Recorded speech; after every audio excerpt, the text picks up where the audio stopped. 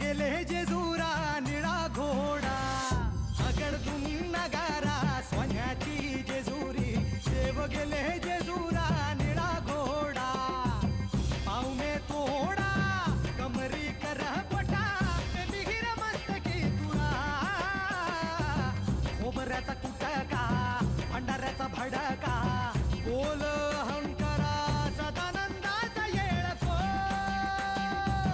सदानंदाचा येळको जय देव जय देव जय देव जय देव जय देव जय शिव मातंगा जय देव जय देव जय देव जय देव जय देव जय शिव मातंगा हरिवर्धन मल्हारी तुझी प्रचंड जय देव जय देव जय देव जय देव जय देव जय शिव मातंगा हरिवर्धन मल्हारी तुझी प्रचंड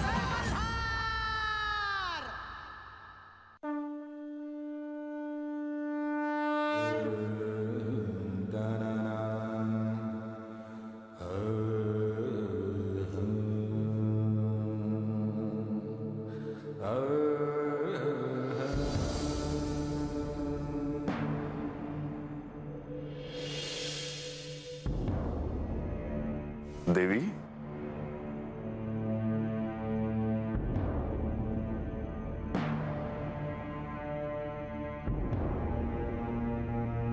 इतक्या रात्री काय काम काढलं? मी असा विचार करते आहे की उद्या सकाळीच मी विष्णू लोकात परतावे. आपल्या विवाह तिथीला मी थेट पालीला उपस्थित राहते. देवी, आपल्या अशा अचानक निर्णय घेण्यामागे काहीतरी गंभीर कारण असणार. आपण अगदी मोकळेपणाने मला सांगावे. मी येथे जेजुरीला आले ते विवाह कार्य पार पाडावे म्हणून. परंतु गडावर तर अशी परिस्थिती आहे की विवाहाच्या पूर्वतयारीचा साधा मुहूर्त देखील पार पडत नाही आणि विवाहाची तर सगळीच तयारी बाकी आहे. मग मी इथे थांबून काय उपयोग? परंतु देवी, आपण हे श्रीहरींना अर्थात प्रधानजींना सांगितले आहे का? अद्याप नाही. प्रधानजी, आपल्या दोघांकडनं असा काही अपराध घडला आहे की लक्ष्मी देवी आपल्यावर रागावून विष्णू लोकात परत निघाले आहेत. देवी, आपण हे सगळं खंडेरायांना सांगून दुखावलं आहे. हे योग्य नाही. प्रधानजी, देवा, आपलं ठरल्याप्रमाणे मी कुंभकाला भेटायला चाललो आहे.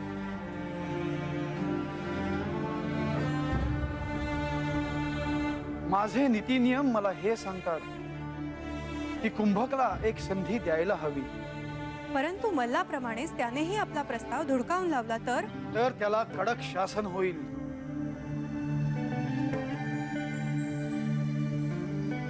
देवा, लक्ष्मी देवींना असं वाटतंय की आपण विवाह कार्यासाठी आवश्यक तो वेळ आणि महत्व देत नाही आहोत. कुंभकाकडे ह्यांनी जावे हे मला मान्य नाही. देवी, आपण जेजुरीत आलात आणि सगळीकडे मांगल्य, धन, आनंद यांचा वर्षाव झाला. केवळ जेजुरीच नाही तर सर्वदूर माणसं सुखी झाली. तेव्हा आपण इथून प्रस्थान करावे ते प्रसन्न होऊनच. मी आपल्याला आश्वासन देतो की आपण ठरवल्याप्रमाणेच विवाहाच्या कार्याची तयारी होईल. परंतु देवा, आणि प्रधानजी जे कुंभकाकडे निघाले आहेत त्यामागे त्यांचे स्वतःचे एक तत्वज्ञान आहे. समाजात कुठलाही घटक असो त्याला समान संधी मिळायलाच हवी. माझा हेतू आपण समजून घ्यावा ही माझी इच्छा आहे. आपण प्रसन्न होऊन प्रधानजींना निरोप द्यावा अशी माझी इच्छा आहे.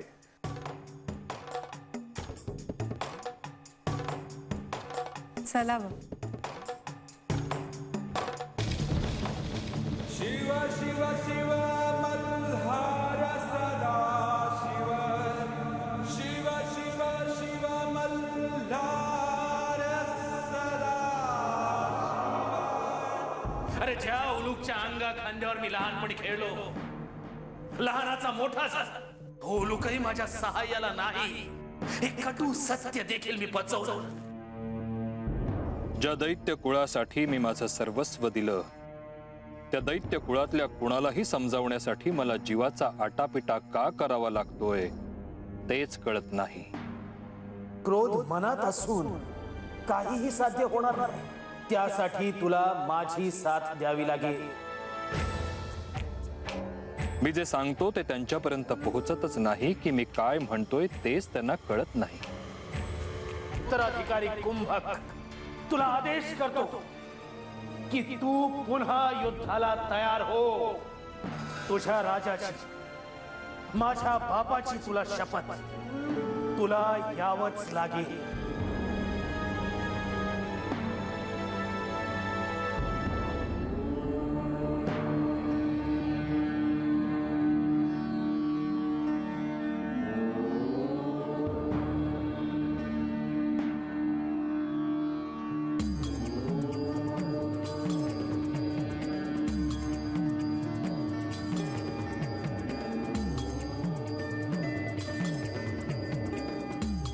काय अवस्था करून घेतली आहेस उलूक तू स्वतःची. तू पुन्हा कधी माझ्या समोर येणार नाहीस असंच समजत होतो मी. आणि आज तू माझ्या समोर आला आहेस जेव्हा मला हे कळलंय की तू कुंभकची साथ सोबत देणार आहेस. पण आता परिस्थिती बदलली आहे उलूक. तसे नव्हे आचार्य, तुझ्या निर्णयाचं तू समर्थन देऊ शकत नाहीस उलूक. कारण कुंभक पेक्षा पुढे काय घडणार आहे याची तुला जास्त चांगली कल्पना आहे. मला तर प्रश्न पडलाय की हा उलूक तोच आहे ना जो तिन्ही लोकांवर राज्य करणाऱ्या मल्लासुराचा सेनापती होता. आज मला भेटलेला उलूक तोच आहे ना ज्याने स्वर्ग, पृथ्वी, पाताळ यांवर आक्रमण केलं होतं. तो उलूक तूच आहेस ना ज्याने या शुक्राचार्याचं स्वप्न पूर्ण करण्यासाठी सर्वस्व दिलं होतं.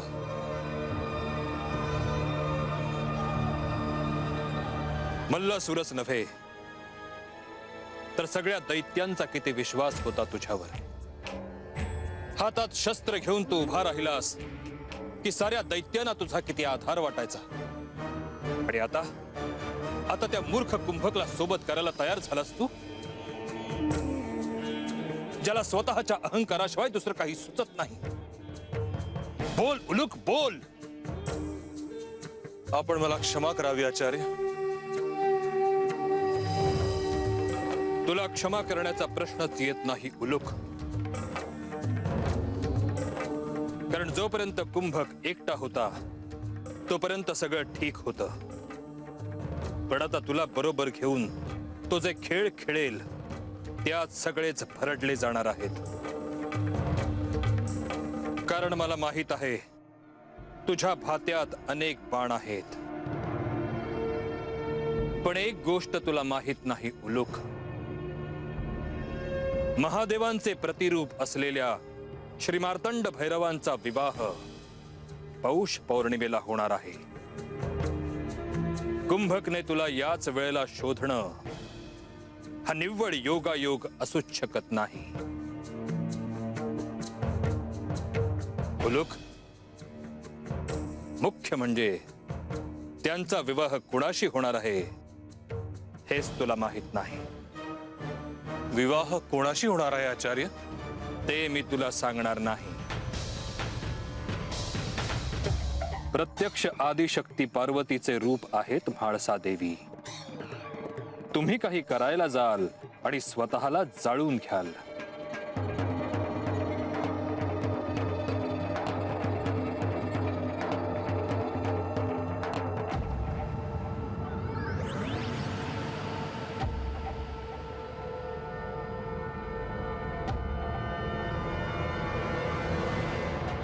प्रत्यक्ष नारायण, श्री हरी, श्री विष्णू मला भेटाल. कुंभकच्या या अंधाऱ्या जीर्ण वास्तू आपले स्वागत आहे.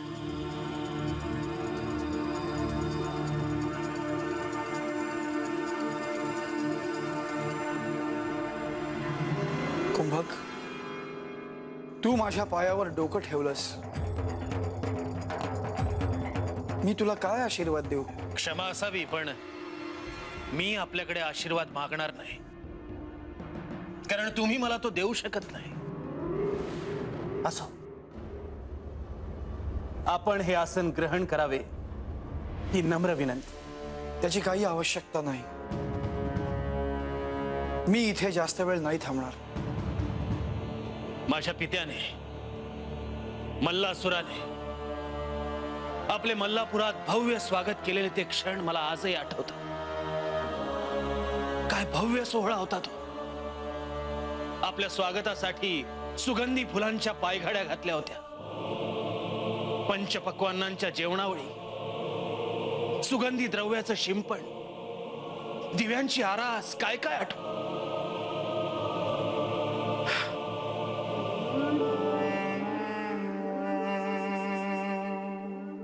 यातलं मी आज तुमच्यासाठी काहीच करू शकलो नाही, कारण तुम्हाला माहिती आहेच, तुमच्या त्या खंडेरायांनी माझ्या बापाचा वध केला. आज ही गरिबी आहे ती केवळ त्या खंडोबामुळे. कुंभक,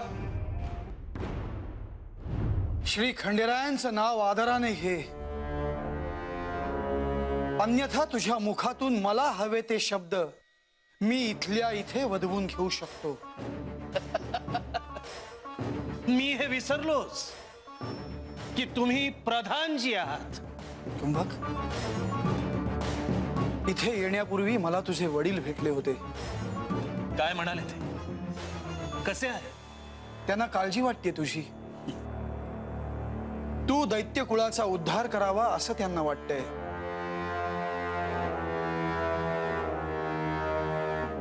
पण त्यांनी खंडेरायांच्या पायाशी राहायचं वरदान मागायला नको होतं. उरला प्रश्न माझा आणि दैत्य कुळाचा. तो मी सोडवतोच माझ्या पद्धतीने. ही पद्धत चुकीची आहे कुंभक. हे तुम्हीच ठरवता आहात. कुंभक, तू माझ्याशी शब्दांचे खेळ करू नकोस. क्षमा असावी.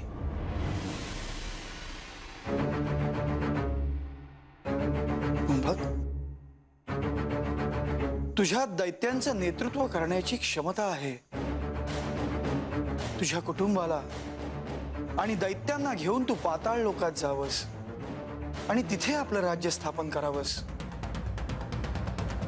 तिथे केवळ तुझी सत्ता चालेल असं मी तुला आश्वासन देतो.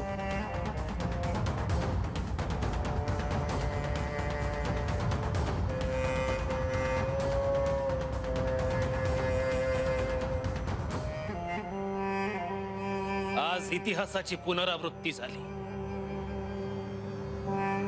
माझ्या पित्याला समजवण्यासाठीही आपण गेला होता, पण आजही आपण देव आणि मनुष्य यांच्याच भल्याचा विचार करता आहात, आमच्या नाही. पण हे युद्ध जरा वेगळं असणार आहे. श्री खंडेरायांना हे युद्ध जिंकणं इतकं सोपं नाही. त्याचा प्रत्यय तुम्हाला येईलच. आणि श्री खंडेरायांच्या विवाहासाठी माझ्या शुभेच्छा.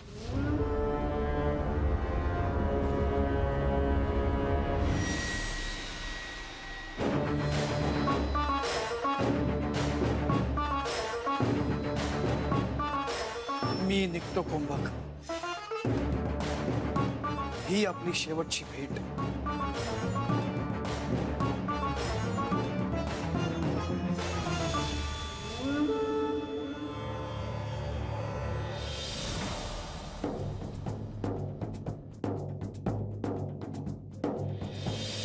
नारायण नारायण.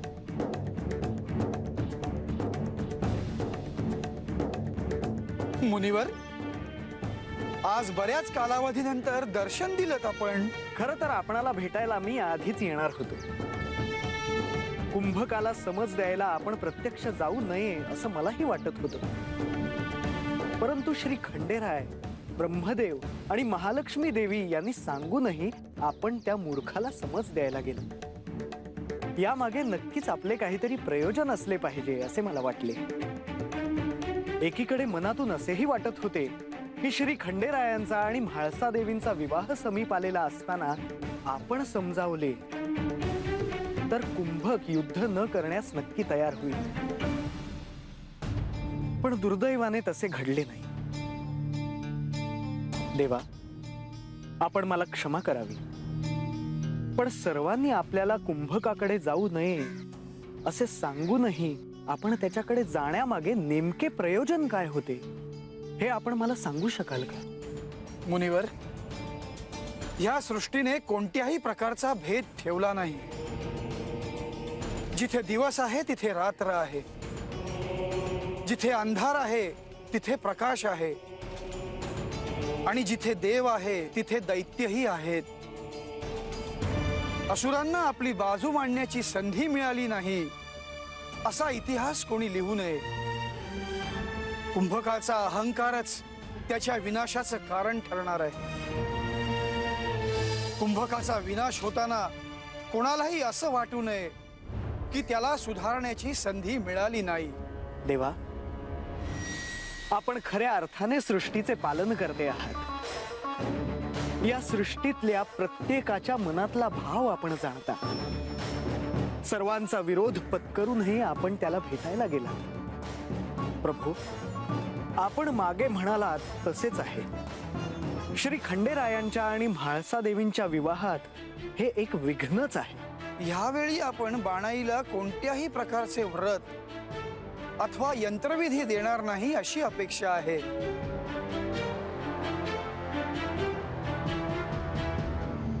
येणारा काळ सोपा नाही.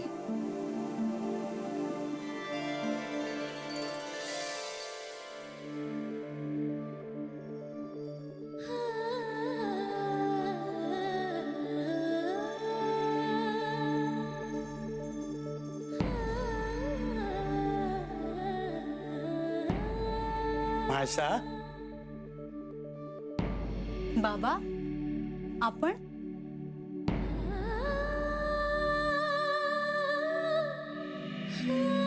काही काम होतं का? काही नाही ग. गेले कित्येक दिवसापासून तुझ्याशी बोलायला सुद्धा मिळालं नाही, म्हणून आलो. बरेच दिवस झाले घरातून बाहेर सुद्धा पडली नाहीस तू. नाही गेले. गावात गेलं की सर्वजण विवाह संदर्भात विचारतात. मला कळतंय ग सगळं. खरं तर यावेळी या घरात तुझ्या विवाहाच्या पूर्वतयारीची किती धामधूम असायला हवी होती. आपतेष्ट, सगळे सोयरे यांच्या गर्दीनं हे घर फुलून जायला हवं होतं. आणि सगळ्यात महत्वाचं म्हणजे तुझी हौस मौस पूर्ण व्हायला हवी होती. पण बाबा, तुम्ही नका काळजी करू याची. हे सगळं होईल. आतापर्यंत मला जे जे हवंय ते तुम्ही मला दिलत, मी न मागता. मग विवाहासाठी मला जे हवंय ते तुम्ही मला द्यालच की.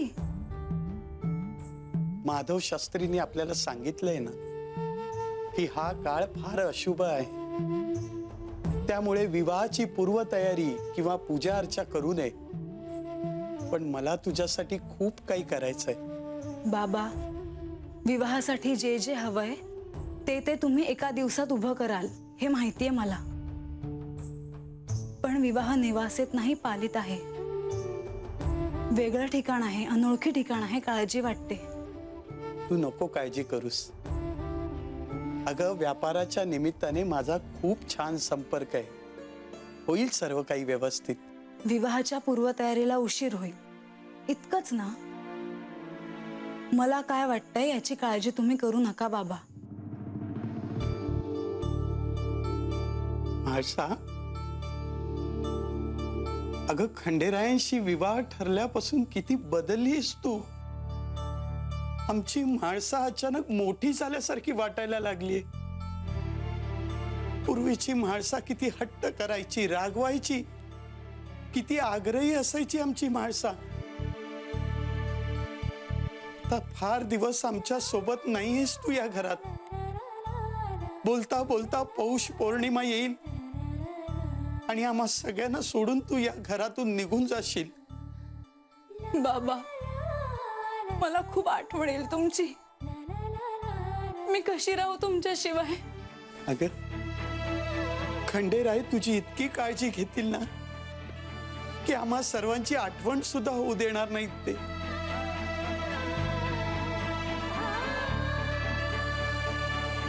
रडवलं ना मी आमच्या म्हाळसाला. खरं तर मी तुला हे सांगायला आलो होतो की तुझा विवाह मी इतक्या थाटामाटात करणार आहे की आतापर्यंत असा विवाह कुणी पाहिला नसेल.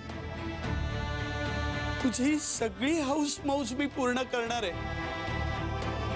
कुठल्याही गोष्टीची कमतरता येऊ देणार नाही मी.